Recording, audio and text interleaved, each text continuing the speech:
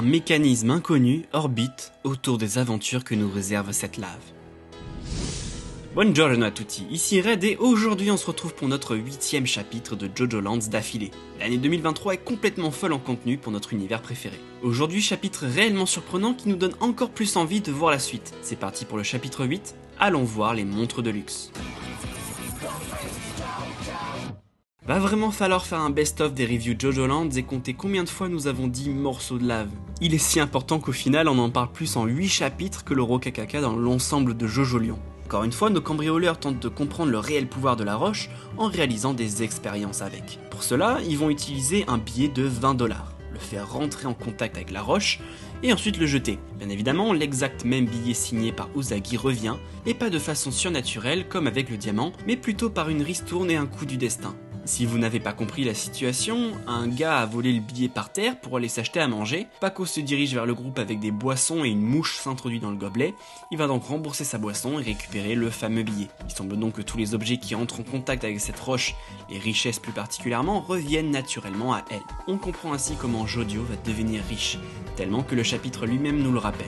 The Jojo Lands. Voici l'histoire d'un garçon qui va faire fortune. Malheureusement pour eux, leurs expérimentations ne s'arrêtent pas ici. Décidés de suivre leur cupidité, ils se rendent dans une boutique de montres de luxe. Le plan est très simple. Cacher la roche dans le badge de Dragona, essayer de faire rentrer en contact des montres de luxe avec, et attendre qu'elles reviennent vers eux et ainsi se faire pas mal d'argent en plus. Malheureusement, le plan ne fonctionne pas comme il espérait. Au bout de quelques minutes à peine, une des 4 montres du plateau disparaît. On peut se dire, en voyant Dragona toucher sa poitrine, qu'une des montres a dû se téléporter, un peu comme le diamant l'avait fait dans la villa de Rohan Kishibe. Et regardez le plateau avant et après. Ce sont bien les mêmes montres sur les deux images.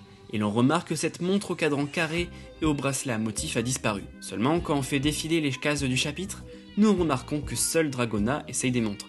Et surtout qu'elle essaye en premier la montre tout à gauche, cadran circulaire et bracelet crocodile. Et en second, le cadran en forme de U et le bracelet chaîne or rose. Après avoir essayé ces deux montres, la 3e montre du plateau disparaît. Ne trouvez pas cela étrange ? Une montre avec laquelle ils n'ont même pas interagi disparut de cette manière. Cela va de pair avec ce qu'il se passe ensuite.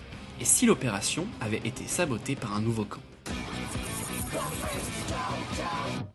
Bien évidemment, Jodio et Paco se tournent pas les pouces pendant ce temps-là. Ils s'apprêtaient à manger du bon poulet frit avant de tomber sur une horreur.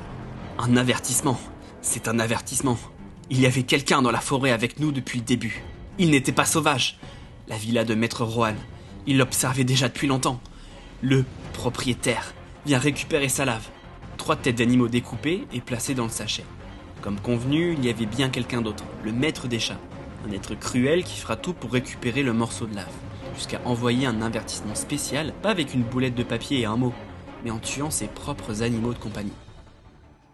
Ce chapitre est extrêmement bien construit, avec une situation qui démarre doucement et qui part crescendo jusqu'à atteindre des sommets avec ce sac en papier qui nous démange de voir la suite. Pensant être plus malin, j'ai essayé de voir s'il y avait des indices dans les chapitres précédents, et surtout ce chapitre s'il y avait des personnages cachés, comme du foreshadowing, mais à part le gars qui vole le billet ou le vendeur de la boutique de montres, y a que dalle, aucun indice. Rien par rapport à ce fameux poursuivant qui les prend en filature depuis apparemment plusieurs minutes ou heures. En tout cas, on l'avait dit, ces chats ont bien des maîtres. Et on le sait depuis la villa de Rohan Kishibe. Et même si nous étions trompés sur la situation d'Usagi dans le dernier chapitre, on savait que quelqu'un était en train de les observer depuis tout ce temps. Ce qui est sûr, c'est qu'ils sont tous en train de subir une attaque. Usagi et Dragona sont pris au piège dans la boutique, tandis que Jodio et Paco sont plutôt en bonne position à l'extérieur, en manière de stand n'attaquant jamais de front au final. Il va donc falloir aider les deux infiltrés à sortir de cette situation, tout en cherchant peut-être le manieur qui se trouve aux alentours. Mais qui va attaquer en premier ? Que va-t-il se passer après ce cliffhanger de malade ?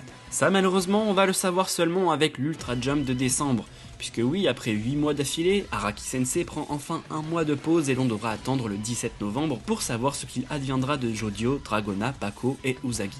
J'espère que cette review vous aura plu, je sais que c'est plutôt court et que les pistes de réflexion sont assez restreintes, mais en soi, à part jubiler sur le cliffhanger et réexpliquer la situation tout en observant 2-3 petites choses comme la montre qui n'a jamais été touchée, mais au final, nous avons rien à dire de véritablement et réellement pertinent pour imaginer du concret. En tout cas, la partie commence enfin, on le sait grâce à ces 2 cases, et on va juste devoir attendre un peu avant de rentrer dans les choses sérieuses. Grazie mille, merci d'avoir suivi cette review, n'hésitez pas à me suivre sur les réseaux sociaux et à regarder mes autres vidéos, c'était Red+, arrivederci.